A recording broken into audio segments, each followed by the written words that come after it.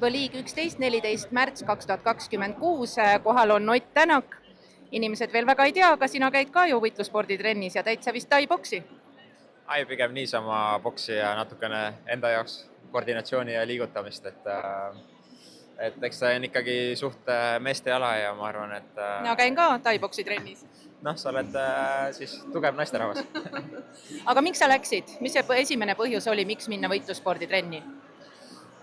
Väga hea koordinatsioon, omajagu kiirust ja samal ajal väsinud peast peab suutma keskenduda, et kõik see on tegelikult see, mis aitab ka minu erialal kaasa.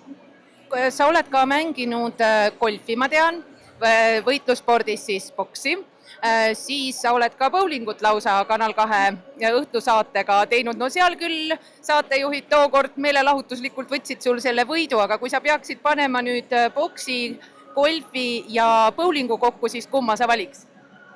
No nagu ma ennem ütlesin, et boks on väga karm ala, et siin tuleb alati olla väga-väga terav ja väga tasemel, et on kindlasti üks ala, kus kaotada ei taha.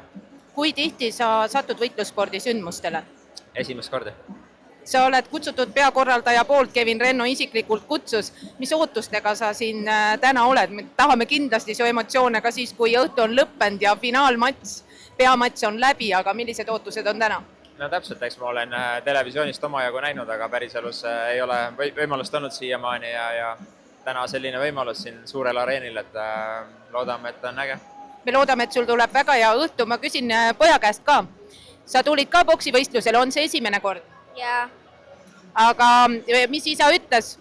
Kuhu me lähme ja mis seal täpsemalt tehakse? Te istute puurile väga lähedal. Ma ei tea. Täpselt ei teagi, jah. No igal juhul lauad on siin lookas ja limonaad ja mahla ja kõike jagub. Ma loodan, et sul tuleb äge õhtu. Jaa. Aitäh sulle ka!